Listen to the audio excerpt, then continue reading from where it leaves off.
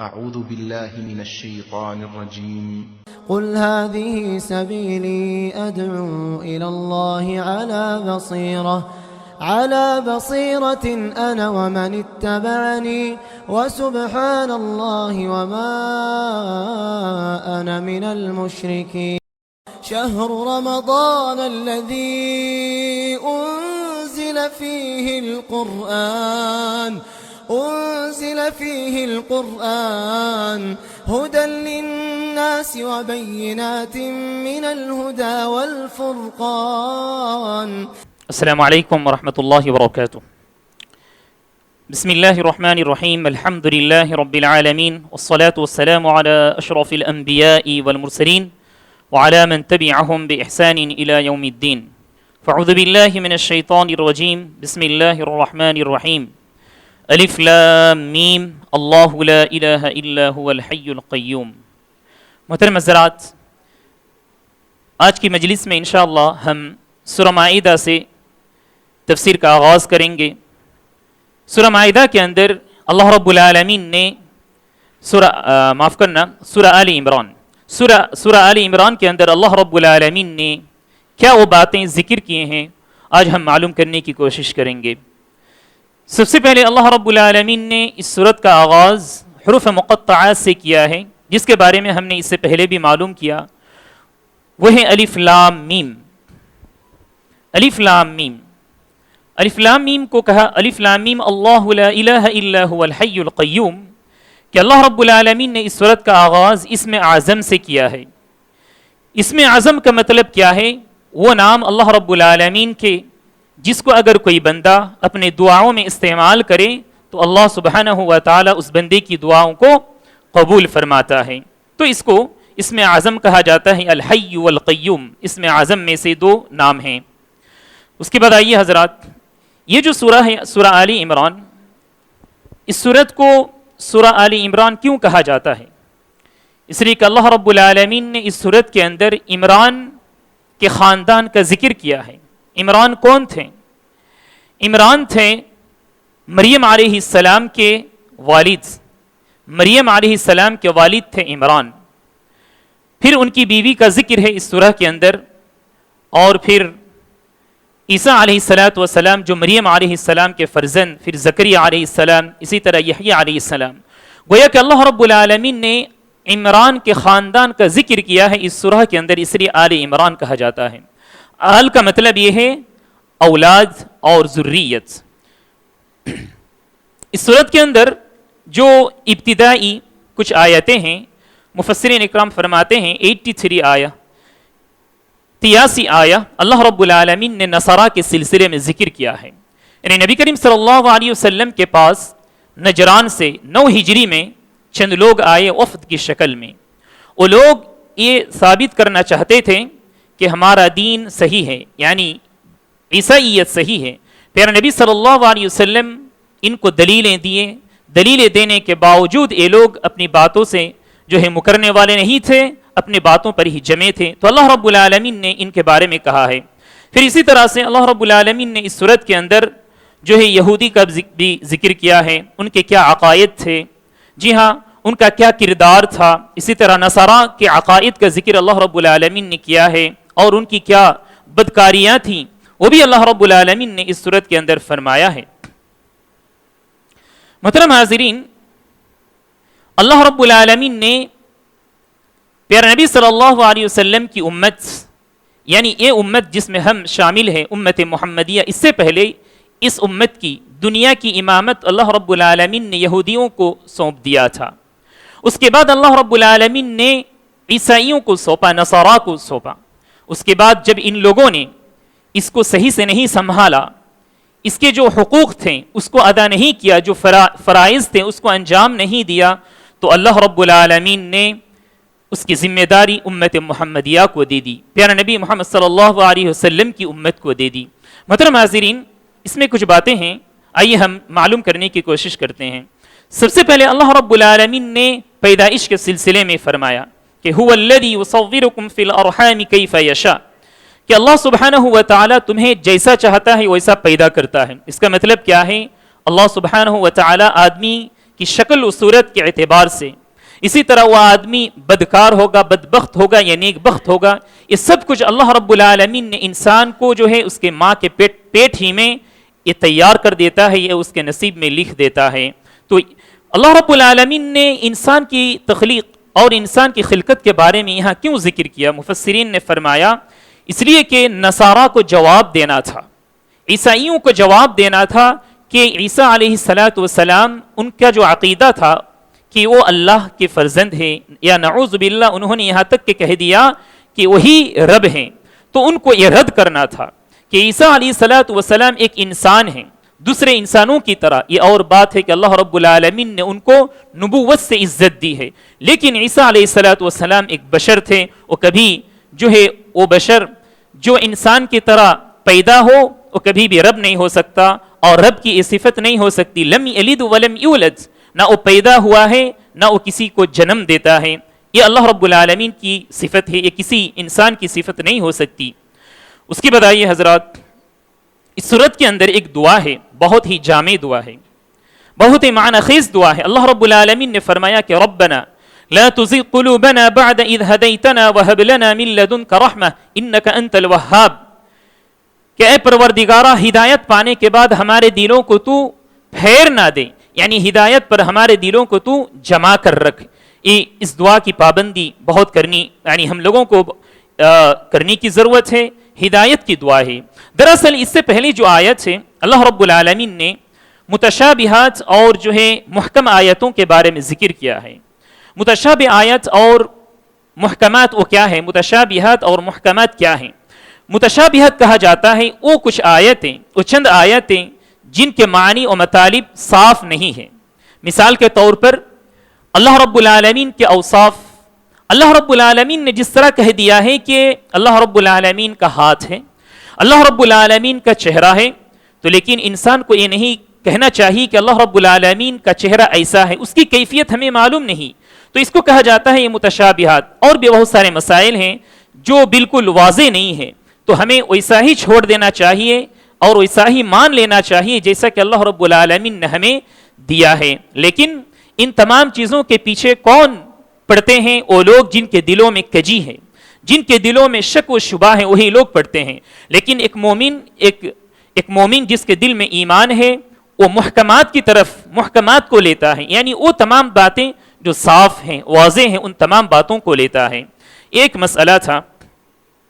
اس کے بعد اللہ رب العالمین نے اس سورت کے اندر عیسائیوں کو جو ہے دعوت دین کے بارے میں فرمایا ہے کہ پیارے نبی صلی اللہ علیہ وسلم نے عیسائیوں کو دین کی دعوت کس طرح دی۔ آپ صلی اللہ علیہ وسلم نے فرمایا اللہ رب العالمین کے حکم سے کہ ان الدین عند اللہ الاسلام، کہ اللہ رب العالمین کے پاس دین اسلام ہی مقبول ہے، اور دنیا میں کوئی مذہب، کوئی دین اللہ رب العالمین کے پاس مقبول نہیں ہے۔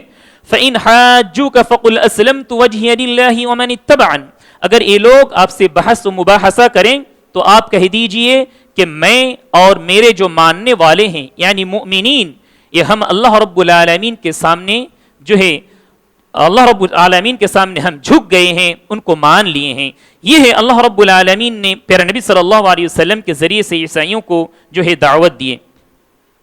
اس کے بعد آئیے حضرات، اس کے بعد والا جو مسئلہ ہے، اللہ رب العالمین نے اس مسئلے میں بنی اسرائیل کی امامت کے بارے میں فرمایا کہ بنی اسرائیل کو اللہ رب العالمین نے امامت دی تھی، ان کو لیڈرشپ دی تھی، لیکن ان لوگوں نے اس کی ذمہ داری کو صحیح سے نہیں نبھایا، تو اللہ رب العالمین نے یہ کہہ دیا کہ امامت اور یہ جو ذمہ داری کا جو فرض ہے، یہ جو فرائض ہیں، اللہ رب العالمین کسی امت کو دے کر اس کی عزت کو بڑھاتا ہے، وہ جسے چاہے اس کو عزت دے سکتا ہے اور جسے چاہے اس سے اس کی عزت کو چھین لے سکتا ہے۔ اللہ رب العالمین نے فرمایا قُلِ اللَّهُمَّ مَالِكَ الْمُلْكِ تُؤْتِي الْمُلْكَ مَنْ تَشَاءُ وَتَنْزِعُ الْمُلْكَ مِمَّنْ تَشَاءُ وَتُعِزُّ مَنْ تَشَاءُ وَتُذِلُّ مَنْ تَشَاءُ بِيَدِكَ الْخَيْرُ إِنَّكَ عَلَى كُلِّ شَيْءٍ قَدِيرٌ، کہ آپ کہہ دیجئے اللہم مالک الملک، کہ اللہ رب العالمین سارے جہانوں کا بادشاہ ہے، مالک الملک، تؤتی الملک من تشاء، وہ جسے چاہتا ہے بادشاہت دیتا ہے، وتنزع الملک ممن تشاء، جس سے چاہے وہ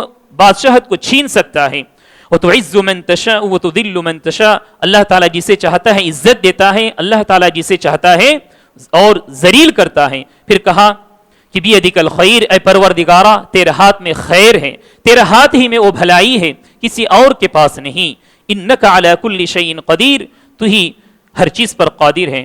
محترم حاضرین، اس صورت کے اندر اللہ رب العالمین نے عیسائیوں کے کچھ عقائد کا بھی ذکر کیا ہے.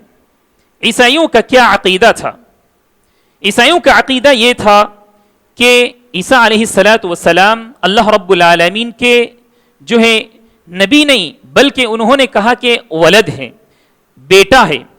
ان لوگوں نے یہاں تک کہ کہا کہ عیسیٰ علیہ السلام کی ماں مریم علیہ السلام وہ جو ہے نعوذ باللہ زانیہ ہے، یہاں تک بھی ان لوگوں نے کہہ دیا.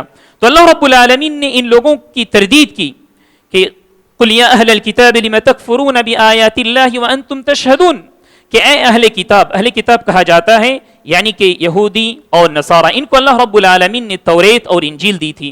تو کہا کہ تم ہر چیز کو جانتے ہو، اس کے باوجود تم اسے جھٹلاتے ہو، اسے تم مانتے نہیں ہو. پھر کہا اللہ رب العالمین نے ان لوگوں کی ایک برائی کہ تم حق اور باطل کو خلط ملط کر دیتے ہو، حق بات کو واضح طور پر نہیں کہتے ہو. لم تلبسون الحق بالباطل، کیوں تم حق اور باطل کو جو ہے ملا کر پیش کرتے ہو؟ یہ ان لوگوں کا جو ہے جرم تھا. اسی طرح حضرات اس کے بعد اللہ رب العالمین نے ایک اور مسئلے کا ذکر کیا، یعنی کہ عقیدے کے سلسلے ہی میں، کہ یہ لوگ زکریا علیہ السلام کے بارے میں اللہ رب العالمین نے اس صورت کے اندر فرمایا کہ وہ بھی ولد سے محروم تھے، ان کی بھی اولاد نہیں تھی. جب انہوں نے دیکھا کہ اللہ رب العالمین نے مریم علیہ السلام کو مریم علیہ السلام کی ماں یوحنا کہا جاتا ہے، ان کو اللہ رب العالمین نے ایک بیٹی دی، وہ بھی باج تھی، ان کی کوئی اولاد نہیں تھی. تو وہ اللہ رب العالمین سے دعائیں کیا کرتی تھی. تو اللہ سبحانہ و تعالیٰ نے ان کی دعا سنی اور مریم علیہ السلام ان کے نصیب میں دی. پھر مریم علیہ السلام کے بارے میں انہوں نے یہ نظر مانا تھا کہ مجھے جو ولد اللہ رب العالمین دے گا اسے میں اللہ رب العالمین کے راستے میں دے دوں گی اللہ رب العالمین کے راستے میں. لیکن یہ ہوا کہ اللہ رب العالمین بیٹے کی جگہ بیٹی دے دی، یعنی مریم علیہ السلام. اور مریم علیہ السلام کو اللہ رب العالمین بہت ساری جو ہے معجزات دیے، کرامات دیے، کہ غیر موسم جو ہے اس کے پھل بھی اللہ رب العالمین ان کے پاس مہیا کرتے تھے. زکریا علیہ السلام وہ خالو ہوتے تھے مریم علیہ السلام کے، یہ ان کی کفالت کرتے تھے، دیکھ بھال کرتے تھے. جب وہ ان کے پاس حاضر ہوتے تھے تو دیکھتے تھے کہ ان کے پاس کھانا تیار ہے، پھل وغیرہ تیار ہے. تو وہ پوچھتے تھے یہ سب کہاں سے ہے؟ وہ کہتی تھی کہ اللہ رب العالمین کی طرف سے ہے. تو ان کے دل میں بھی یہ شوق پیدا ہوا کہ کیوں نہ میں بھی اللہ رب العالمین سے دعا کروں اولاد کے لیے. تو ان کو بھی اللہ رب العالمین نے یحییٰ علیہ السلام دیے. یحییٰ علیہ السلام جو کہ نبی تھے. تو اللہ رب العالمین کے یہ سب اللہ رب العالمین کی رحمتیں اور نعمتیں تھیں ان لوگوں پر. لیکن یہاں ایک بات جاننے کی ضرورت ہے کہ اللہ رب العالمین نے ان کو جو ایک کرامات دیے، یہ معجزات دیے، یہ ان کی طرف سے نہیں تھے، یہ سب کمالات ان کے نہیں تھے، یہ سب اللہ رب العالمین کی نعمتیں اور اللہ رب العالمین کی رحمت تھی. کسی انسان کو دھوکہ میں نہیں آ جانا چاہیے کہ یہ ان کی طرف سے ہی تھا. بہت سارے لوگ یہ کہتے ہیں کہ فلاں ولی سے ایک کرامت ظاہر ہو گیا ہے تو چلو ہم ان کے پاس چلتے ہیں اور ان کے پاس فلاں چیز کا مطالبہ کرتے ہیں. یہ بالکل اور سراسر غلط بات ہے.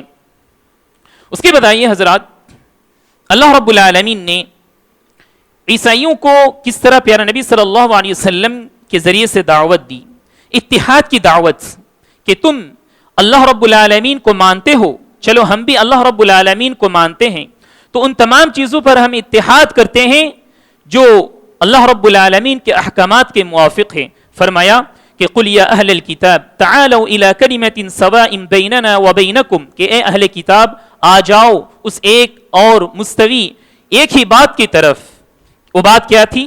اللہ نعبد الا اللہ، ہم اللہ کے سوا کسی کی عبادت نہیں کریں گے، ولا نشرک بہ شیئا، اور اس کے سوا اور اس کے ساتھ کسی کو شریک نہیں کریں گے. ولا يتخذ بعضنا بعضا اربابا من دون اللہ، اور اللہ کے سوا ہم ایک دوسرے کو رب نہیں قرار دیں گے. اللہ کے سوا ایک دوسرے کو رب قرار دینے کا مطلب کیا ہے؟ عبداللہ بن سلام رضی اللہ عنہ وہ پہلے جو ہے عیسائیوں کے جو ہے علماء میں سے تھے. ان کے دل میں ایک شک پیدا ہوا کہ اے نبی یا نبی اللہ، ہم نے تو کبھی کسی انسان کو رب نہیں بنایا، تو اللہ رب العالمین نے کیوں کہا کہ ہم رب بنایا کرتے تھے؟ تو اللہ پیارے نبی صلی اللہ علیہ وسلم نے کہا جواب میں کہ کیا لوگ ان کے علماء کی بات کو نہیں مانا کرتے تھے؟ اگر وہ لوگ کسی جائز چیز کو ناجائز کہتے وہ لوگ اس کو مان لیتے تھے، کسی حلال چیز کو حرام کہتے تو وہ مان لیتے تھے۔ تو کہا اسی کو کہا جاتا ہے کہ رب بنانا، یعنی احکامات، یہ جو حکم ہے یہ اللہ رب العالمین ہی کا حق ہے، کسی اور کا حق نہیں ہے۔ اگر ہم نے کسی کی بات مان لی، اس نے کہا کہ جائز ہے گرچہ وہ ناجائز ہے، تو گویا کہ اللہ رب العالمین کا حق ہم نے اس آدمی کو دے دیا۔ یہ اس بات کی تردید تھی۔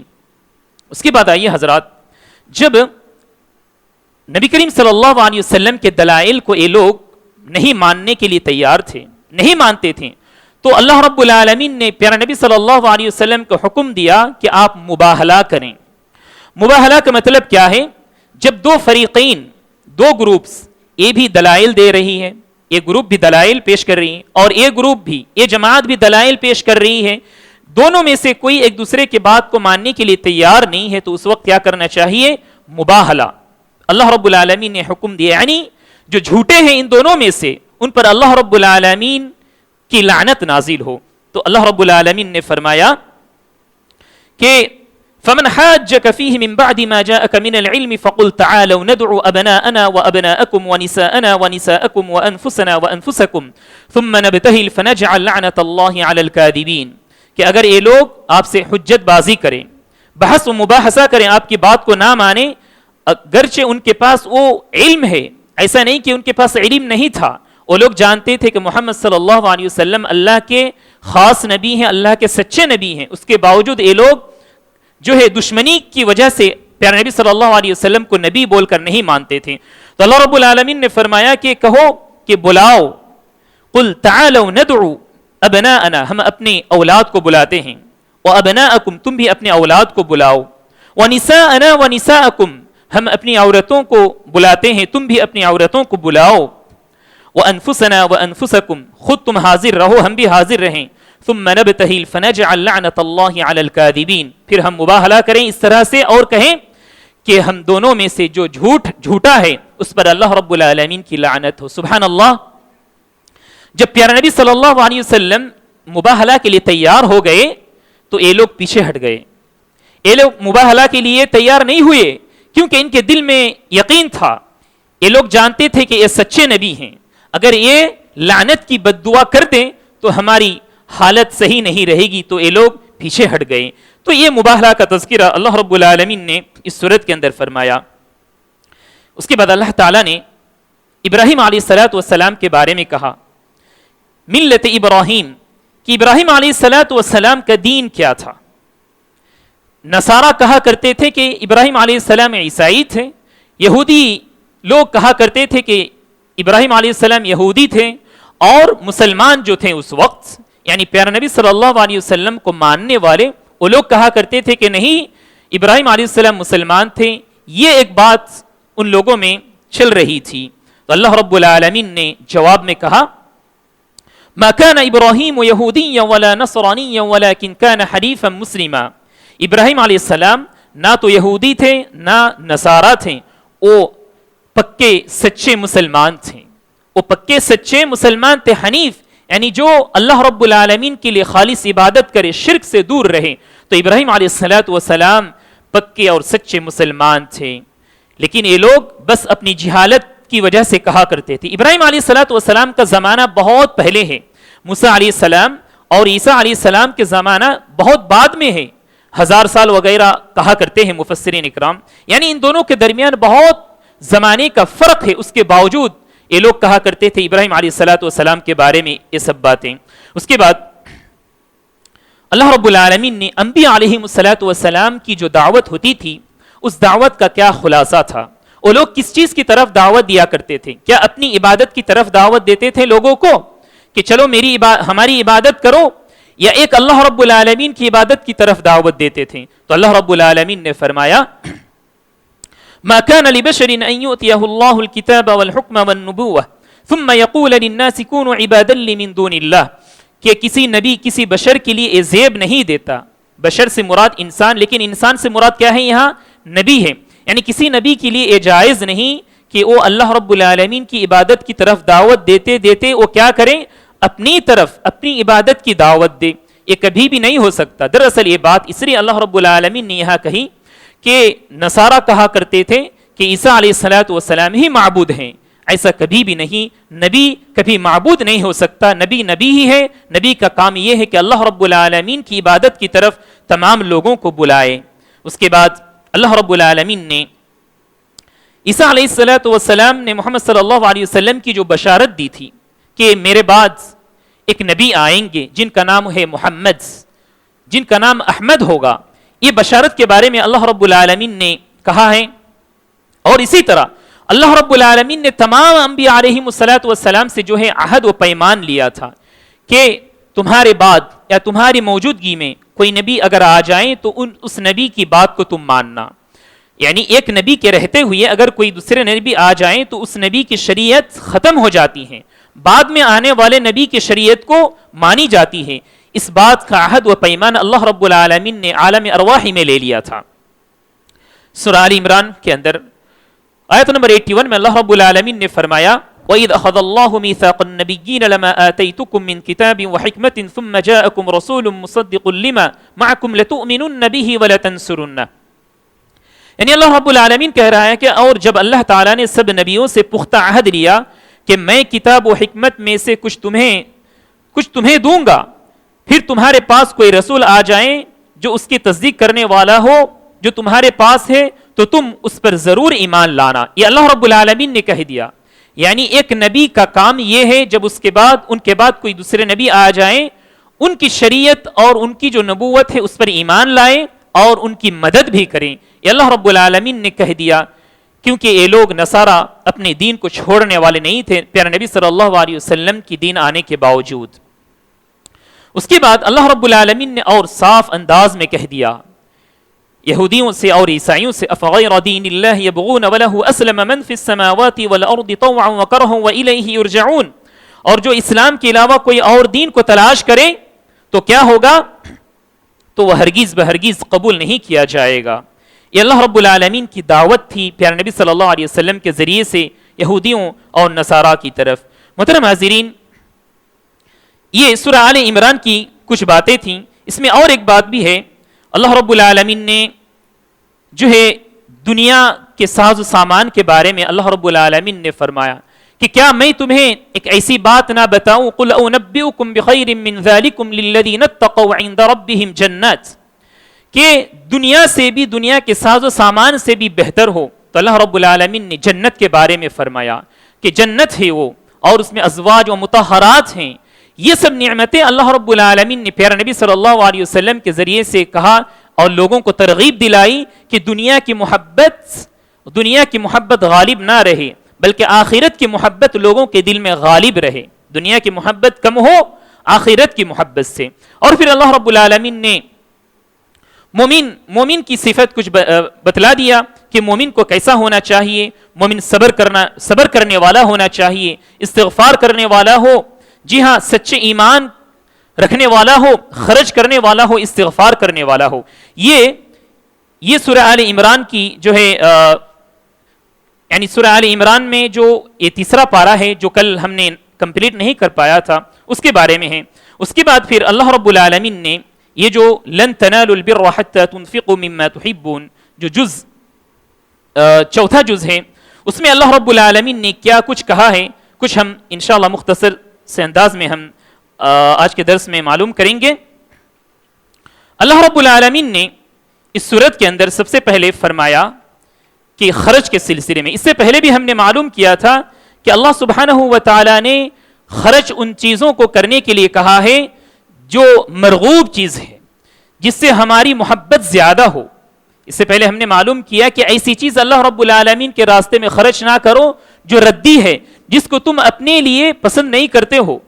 ہر چیز آپ دے سکتے ہیں اللہ رب العالمین کے راستے میں، لیکن وہ چیز دینا بہتر ہے جس کو آپ زیادہ پسند کرتے ہیں. اس کے بعد اللہ رب العالمین نے اللہ رب العالمین نے بیت اللہ کے بارے میں فرمایا کہ ان اول بیت وضع للناس للذی ببکۃ مبارکا وہدی للعالمین، کہ بیت اللہ کی تعمیر یہ سب سے پہلا گھر ہے دنیا کے اندر عبادت کے لیے. اللہ رب العالمین کا گھر دنیا کے اندر وہ بیت اللہ شریف ہے.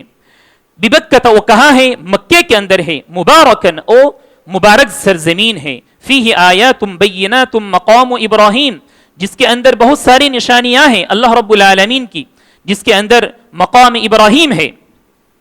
پھر اللہ رب العالمین نے مومنوں سے کچھ ہدایتیں اور نصیحتیں دیتے ہوئے کہا کہ اے مومنوں، یا ایھا الذین آمنوا ان تطیعوا فریقا من الذین اوتوا الکتاب یردوکم بعد ایمانکم کافرین، کہ تم یہودیوں اور نصارہ کی باتوں کی طرف توجہ نہ دو، ان کی باتوں کی طرف دھیان نہ دو. اگر تم ان کی باتوں کو مانو گے تو تم کفر میں پڑ جاؤ گے. سبحان اللہ. اس کے بعد اللہ رب العالمین نے مومنوں سے بھی نصیحت کی کہ تم آپس میں میل جول کر رہنا، تم اتحاد سے رہا کرو. یا ایھا الذین آمنوا اتقوا اللہ، تقوی اختیار کرو، اور تم زندگی کے آخری دم تک تم اسلام پر قائم رہو. واعتصموا بحبل اللہ جمیعا ولا تفرقوا، اللہ رب العالمین کی رسی کو مضبوطی سے تھام لو، یعنی کتاب اللہ اور سنت رسول ہے. ولا تفرقوا، اور تم الگ الگ گروپس میں، جی ہاں جماعتوں میں تم بٹ نہ جاؤ. اللہ پیارے نبی صلی اللہ علیہ وسلم نے کہا ہے کہ یہودی 71 فرقے میں بٹے، 71 گروپس میں بٹے یہودی، اور اسی طرح نصارہ 72 فرقے میں بٹے. لیکن میری یہ امت 73 فرقے میں بٹے گی، اور ان میں سے تمام یہ جو 72 فرقے ہیں سب کے سب فی النار، یہ جہنم میں جانے والے ہیں سوائے ایک جماعت کی. جو کون سی جماعت ہے؟ جو پیارے نبی صلی اللہ علیہ وسلم اور صحابہ اکرام رضوان اللہ علیہم اجمعین کے طریقے پر چلے. محترم حاضرین، اس کے بعد اللہ رب العالمین نے اس صورت کے اندر لوگوں کے بارے میں کہا، یعنی مسلمانوں کے بارے میں کہا، امت مسلمہ کے بارے میں کہا کہ تمہاری ایک خصوصیت ہے، تمہاری ایک بہترین صفت کیا ہے کہ تم لوگوں کو جو ہے خیر کی طرف دعوت دو، صحیح سچی بات کی طرف دعوت دو گے، اور تم منکرات سے لوگوں کو روکو گے. کنتم خیر امت اخرجت للناس تأمرون بالمعروف وتنہون عن المنکر وتؤمنون باللہ. تمہیں بہترین امت قرار دیا گیا ہے. تو بہترین امت جو اللہ رب العالمین نے ہمیں کیا ہے، تو ہماری کیا ذمہ داری ہے؟ سب سے پہلی ذمہ داری تو یہ ہے کہ ہم لوگوں کو سچی بات کی طرف اور بھلی بات کی طرف لوگوں کو دعوت دیں اور برائیوں سے روکیں. یہ اللہ رب العالمین کی نصیحت ہے اور اللہ رب العالمین کی وصیت ہے ہمارے لیے. اس کے بعد محترم حاضرین، اس سورت کے اندر، اس پارے کے اندر اللہ رب العالمین نے عیسائیوں اور یہودیوں کے بارے میں کہا کہ لیسوا سواء من اہل الکتاب امۃ قائمۃ یتلون آیات اللہ آناء اللیل وهم یسجدون. ان میں سے ہر کوئی ایک جیسے نہیں ہے، ان میں سے چند لوگ اللہ رب العالمین کی باتوں کو ماننے والے بھی ہیں. یؤمنون باللہ، آخرت کو ماننے والے ہیں. یأمرون بالمعروف، سچی بات کی طرف یہ لوگ دعوت دیتے ہیں. وینہون عن المنکر، اور برائیوں سے روکتے ہیں. ویسارعون فی الخیرات، اور بھلائی کی طرف دوڑتے ہیں، نیکیوں کی طرف دوڑتے ہیں. ان میں سے جیسے کہ عبداللہ بن سلام رضی اللہ عنہ اور بھی بہت سارے صحابہ اکرام جو پہلے عیسائی اور یہودی تھے. اس کے بعد حضرات، اللہ رب العالمین نے کہا کہ قیامت کے دن آدمی کو اس کا نہ کوئی مال و متاع کام میں آئے گا، نہ اس کو عذاب سے نہ اس کی اولاد بچا سکتی ہے اور نہ اس کا کوئی مال.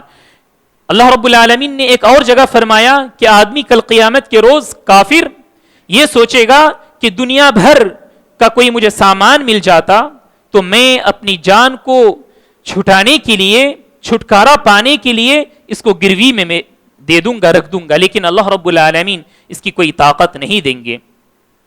ایک اور مسئلہ ہے اس سورت کے اندر کہ یا ایھا الذین آمنوا لا تتخذوا بطانۃ من دونکم لا یألونکم خبالا، کہ مومنوں کو چاہیے کہ اپنے دشمنوں کو دوست نہ بنائے. مومنوں کو چاہیے کہ وہ مومنوں کو ہی دوست بنائے. لیکن کیسے لوگوں سے ہمیں کنارہ کشی کرنی چاہیے؟ ولا اور برا کا مسئلہ انشاءاللہ آئندہ آئے گا، انشاءاللہ ہم اس میں تفصیلی بحث کریں گے. یعنی کن لوگوں سے ہمیں زیادہ دوستی نہیں رکھنی چاہیے اور کن لوگوں سے کیا معاملات کرنا چاہیے اس کے بارے میں انشاءاللہ آئندہ باتیں آئیں گی۔ محترم حاضرین، اس سورت کے اندر، اس پارے کے اندر اللہ رب العالمین نے غزوہ احد کے بارے میں بھی فرمایا ہے۔ غزوہ احد کے بارے میں فرمایا ہے کہ اللہ رب العالمین نے غزوہ احد کے اندر مسلمانوں کو جو ہے ان کی غلطی کی وجہ سے بہت بڑا نقصان اٹھانا پڑا۔ دراصل غزوہ احد میں یہ واقعہ اگر آپ کو معلوم ہوگا تو آپ سمجھ سکتے ہیں، پیغمبر نبی صلی اللہ علیہ وسلم کو بہت ہی جلدی تیاری کرنی پڑی اس غزوہ کے لیے۔ کفار قریش وہ تیار ہو گئے مسلمانوں سے لڑنے کے لیے۔ بدر میں جب ان کو شکست ملی تھی، ہار مل گئی تھی، تو اس کا بدلہ لینے کے لیے یہ لوگ تیار ہو گئے۔ مسلمانوں کو جب پتا چلا، پیارے نبی صلی اللہ علیہ وسلم تیار ہوئے، صحابہ سے پوچھا کہ کیا ہم مدینے میں رہ کر لڑیں یا مدینے سے جا کر باہر نکل کر لڑیں؟ تو صحابہ میں سے چند لوگوں نے کہا کہ ہم مدینے میں رہ کر لڑیں گے، اور ان میں سے ایک گروپ نے کہا کہ ہم مدینہ سے باہر جا کر لڑیں گے۔ باہر جا کر لڑنے والے کون تھے؟ یہ بات کہنے والے کون تھے؟ وہ صحابہ جو بدر کی جنگ میں جو ہے حصہ نہیں لے پائے تھے کسی وجوہات کی بنا پر۔ بہرحال پیارے نبی صلی اللہ علیہ وسلم نکل گئے مدینے سے نکل گئے جنگ کے لیے۔ آپ صلی اللہ علیہ وسلم کے ساتھ صحابہ کی تعداد 1000 کی تعداد تھی، 1000 لوگ تھے، اور یہ لوگ کفار قریش 3000 تھے۔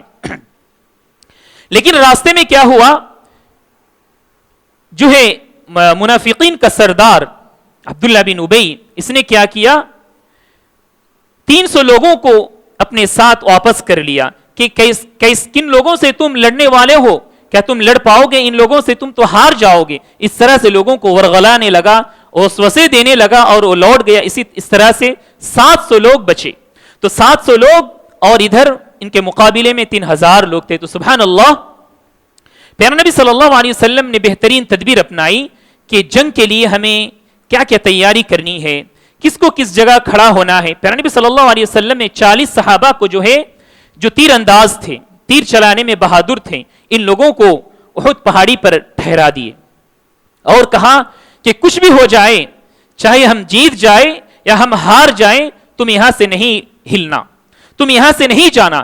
لیکن جب جنگ چل رہی تھی، لوگ صحابہ اکرام جو ہے کامیابی کی طرف تھے، جیتنے والے ہی تھے۔ اتنے میں کیا ہوا، یہ جو 40 صحابہ تھے، یہ لوگ 2 گروپ میں بٹ گئے۔